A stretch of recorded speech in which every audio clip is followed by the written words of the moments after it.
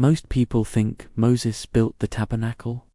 They imagine the great prophet, hammer in hand, constructing the earthly dwelling place of God. But they're wrong.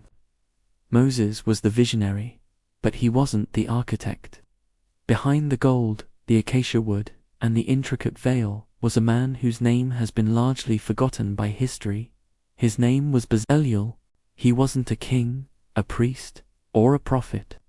Yet, according to the scriptures, he was the first person in the entire Bible described as being filled with the Spirit of God. To understand Bezaleel, we have to look at Exodus 31. The Israelites are in the middle of a barren desert.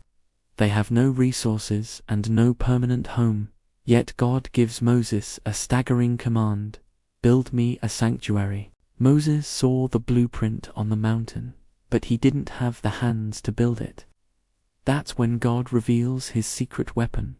He tells Moses, "See, I have chosen Bezaleel, and I have filled him with the Spirit of God, in wisdom, in understanding, and in all manner of workmanship."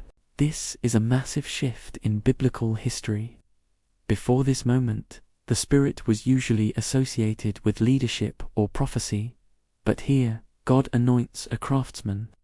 Bezaleel's job was to take the impossible, the heavenly visions Moses saw in the clouds, and manifest them into physical reality. He had to translate the divine into the dimensions. Think about the pressure. One mistake in the carving of the ark, one flaw in the gold of the menorah, and the physical representation of God's presence would be tarnished.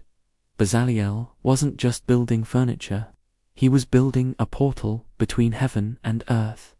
He was the man who saw the divine blueprint and had the supernatural skill to make it touchable. Bezaleel represents every person who serves God behind the scenes. He reminds us that divine work isn't just preaching from a pulpit, it's the art, the labor, and the excellence we bring to our unique crafts.